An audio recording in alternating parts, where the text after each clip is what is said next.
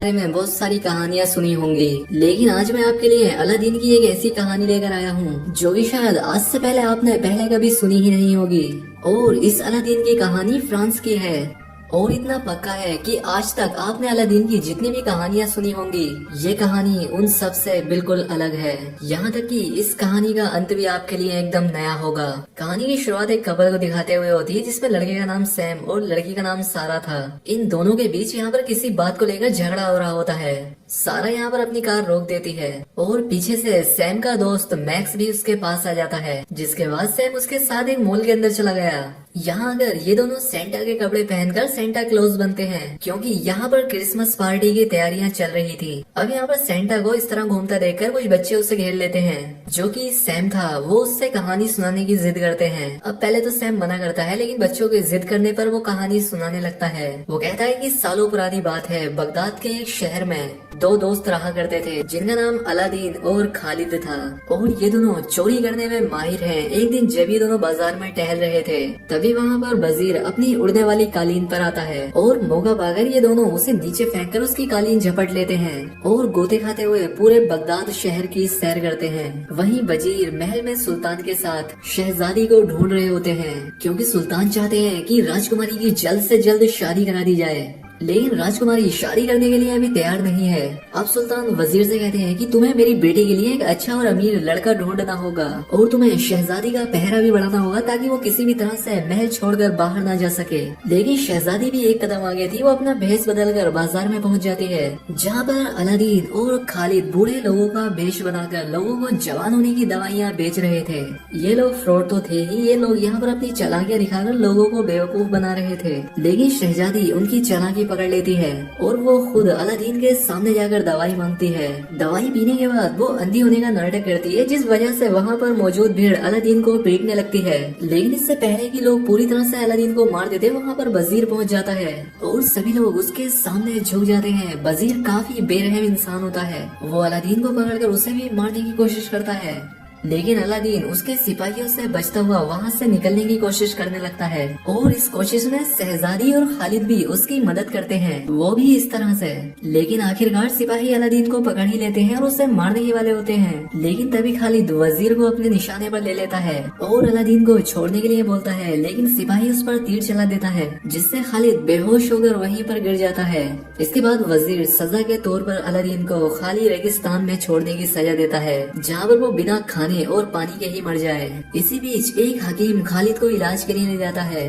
वहीं शहजादी को भी अब अलादीन से प्यार हो गया था। वो अपने महल में अलादीन को याद कर करके मरी जा रही थी, जबकि दूसरी तरफ अलादीन रेगिस्तान में पड़ा अपनी मौत का इंतजार कर रहा था कि तभी उसके पास एक जादूगर आता है। वो उसे खिला पिलाकर उसकी हालत ठीक करता है। अलादीन उससे कहता है कि मुझे वजीर से बदला लेना है, जिस पर जादूगर कहता है कि हाँ ठीक है, अगर तुम मेरा एक काम कर दोगे तो मैं तुम्हारा बदला लेने में तुम्हारा साथ दूंगा। वो कहता है कि यहाँ से थोड़ी ही दूर एक जादुई गुफा है, जहाँ पर मेरी दादी की आखिरी निशानी रखी है। वो मेरे लिए काफी कीमती है, लेकिन क्योंकि वो एक जादुई गुफा है इसलिए वहाँ पर कोई जादूगर नहीं जा सकता। तो मैं चाहता हूँ कि तुम मेरे लिए वो चीज लेकर आओ। अब अलादीन भी ऐसा करने के लिए मान जाता है और इसके बाद वो जादूगर उसे अपनी कालीन पर बिठाकर उस जगह के लिए ले जाने लगता है। गुफा के सामने पहुंचकर वो जादूगर उस गुफा का दरवाजा खोलता है और उसमें अलादीन को भेज देता है। अंदर बहुत ही खतरनाक तरह के खतरे थे, कदम कदम पर खतरनाक जाल बिछे हुए थे। लेकिन किसी तरह से अलादीन वहाँ पर रखे जादुई चिराग तक पहुँच जाता है और एक रस्सी की मदद से उसे उतार भी लेता है। लेकिन साथ ही साथ वो यहाँ से एक सोने का फूल भी चुरा लेता है। लेकिन जादूगर ने उसे ऐसा करने के लिए मना किया था, इसीलिए जब वो गुफा से बाहर निकलता है तभी उसे गुफा अंदर खींच लेती है और टूटकर बिखर जाती है। वहीं दूसरी तरफ वजीर शहर में शहजादी के लिए लड़का ढूंढ रहा था, लेकिन उसे कोई भी लड़का पसंद नहीं आता। तभी उसे रास्ते में खालिद मिलता है, क्योंकि वजीर ने पहले उसे बूढ़े आदमी के भेष में देखा था, इसलिए वो उसे पहचान नहीं पाता। यहाँ पर वजीर को खालिद पसंद आ जाता है और उसके शैतानी दिमाग में यहाँ एक आइडिया आता है। वो खालिद से कहता है कि तुम्हें मेरा भांजा बनने की एक्टिंग करनी होगी और बदले में मैं तुम्हारी शादी शहजादी से करा सकता हूँ। इसके बाद वो खालिद को शहजादे के लिबास में सुल्तान से मिलवाने ले जाता है। बातचीत करने के के बाद सुल्तान को भी खालिद पसंद आ जाता है। इसके बाद ये लोग शहजादी के सामने खालिद को बुलाते हैं, लेकिन यहाँ पर खालिद शहजादी को देखकर बाहियात हरकतें करने लगता है, जिस वजह से शहजादी उसे रिजेक्ट कर देती है। वहीं दूसरी तरफ गुफा में अलादीन को होश आता है। वो उस चिराग को गौर से देखता है जिस पर कि कुछ लिखा हुआ था।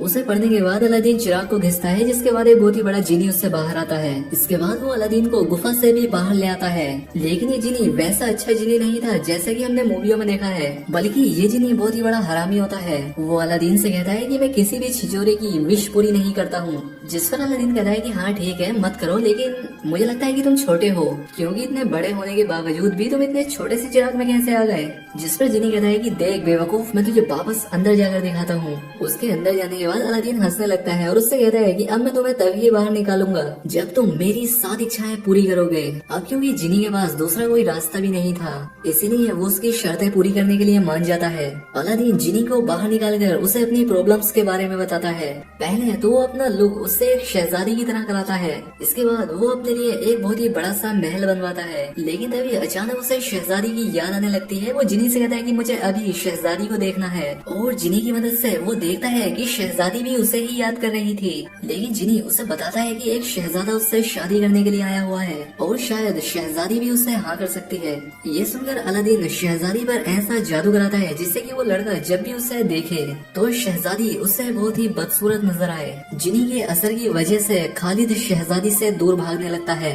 अगले दिन अलादीन एक बहुत ही शानदार शहजादा बनकर अपने रथ पर बैठकर बगदाद शहर शहजादी से शादी करने के लिए पहुंच जाता है। सुल्तान के सामने उसका रंग जमता देख वजीर नाराज होकर उसके ऊपर पानी गिरा देता है, जिससे कुछ देर के लिए अलादीन का जादू टूट जाता है और शहजादी उसे पहचान लेती है और इसी वजह से वो शादी के लिए हाँ कर देती है।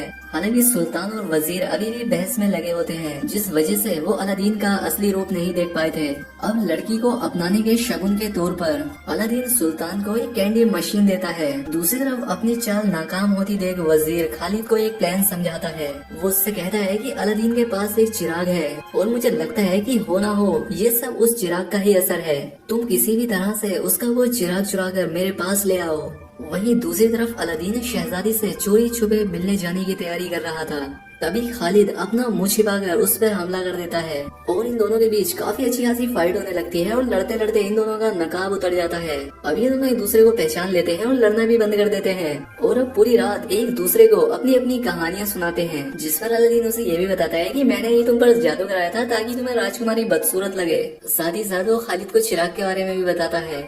इसी तरह से इनके बातें करते हुए अब सुबह हो जाती है और वजीर इन्हें पकड़ लेता है, लेकिन अलादीन उससे नहीं डरता क्योंकि अब उसे लग रहा था कि खालिद अब उसका साथ देगा। लेकिन वो गलत होता है क्योंकि खालिद अभी तक वजीर से मिला हुआ था और अलादीन का चिराग चुराकर उसे जेल में डलवा देता है, जहाँ पर शहजादी अलादीन से मिलने आती है और वहीं पर उससे अपने प्यार का इजहार भी करती है। अलादीन उससे मदद मांगता है और कहता है कि तुम्हें कुछ भी करके वो चिराग हासिल करना होगा और मुझे वापस ला कर देना होगा, जो कि अब वजीर के पास है। दूसरी तरफ वजीर उसी जादूगर के साथ मिलकर चिराग को घिसने की कोशिश कर रहा है, लेकिन अलादीन ने चिराग को एक मंत्र से लॉक कर दिया था, जो कि सिर्फ अलादीन को ही पता है और इसमें जादूगर भी वजीर की कोई मदद नहीं कर पा रहा था, जिससे गुस्सा होकर वजीर उसे महल से नीचे फेंक देता है। तभी उस कमरे में शहजादी आ जाती है और अपना लिबास उतारकर वजीर के सामने डांस करने लगती है। दरअसल उसका प्लान ये था कि वो वजीर को अपनी अदाओं में फंसाकर उससे वो चिराग चुरा लेगी और वो ऐसा कर भी लेती है, लेकिन अब जैसे ही वो भागती है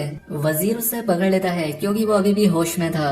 इसी बीच जेल में अलादीन से मिलने खालिद और उसकी एक दोस्त जाती है। खालिद उसे धोखा देने के लिए उससे माफी भी मांगता है और उसे आजाद कर देता है। आजाद होते ही अलादीन वजीर के कमरे में पहुंच जाता है, जहां पर वजीर शहजादी को मीनार से नीचे फेंकने ही वाला था। अलादीन उसे ऐसा करने से मना करता है, लेकिन वजीर मान नहीं रहा था और शहजादी को नीचे फेंक देता है, लेकिन वो नीचे नहीं गिरती क्योंकि तभी खालिद एक उड़ने वाली कालीन पर शहजादी को ले आता है। लेकिन ऐसा करके वो वजीर को गुस्सा दिला देता है और वजीर का खंजर उसके पेट में जा लगता है। तभी वहाँ पर सुल्तान भी आ जाते हैं। वो सारा माजरा देख लेते हैं और वजीर को कैद करवाकर उसे सजा का हुक्म देते हैं। अब मौका पाकर वजीर वहाँ से भागने की कोशिश करता है, लेकिन अलादीन उसका पीछा करते हुए उसे पकड़ लेता है और इन दोनों के बीच काफी देर तक लड़ाई होती है। लेकिन आखिर में अलादीन वजीर को कैद करवाने में कामयाब हो जाता है। अब वहाँ से निकलने के बाद अलादीन जिनी को भी आजाद कर देता है और ऐसा करने के बाद जिनी भी एक आम इंसान बन जाता है। इसके बाद सुल्तान अलादीन को महल में बुलाते हैं, लेकिन लेकिन अब अलादीन अपनी असली हालत में बिना जादू के वहाँ पर पहुँच जाता है और उन्हें अपनी सारी सच्चाई भी बता देता है। उसकी कहानी सुनकर सुल्तान उससे बहुत खुश होते हैं और अपनी बेटी की शादी उससे कराने का फैसला करते हैं। कहानी फिर से प्रेजेंट में आ जाती है जहाँ पर सैम कहानी को खत्म करता है। उसने कहानी इतनी अच्छी तरह से सुनाई थी कि मॉल की सारी पब्लिक उसकी कहानी को सुनने के लिए इकट्ठा हो गई थी। सैम देखता है कि वहाँ पर उसकी गर्लफ्रेंड सारा भी उसकी कहानी सुन रही थी और उसे भी ये कहानी इतनी पसंद आती है कि वो अपना झगड़ा खत्म करके सैम से फिर से पैचअप कर लेती है। अब ये नजारा देखकर सभी बच्चे तालियां बजाने लगते हैं और अब इसी सीन के साथ इस मूवी की हैप्पी एंडिंग हो जाती है। दोस्तों उम्मीद करता हूँ आपको एक्सप्लेनेशन पसंद आई होगी और अगर पसंद आई हो तो कमेंट करके जरूर बताएं। साथ ही चैनल को सब्सक्राइब और वीडियो को लाइक जरूर करें। मिलते हैं हमारी अगली वीडियो में।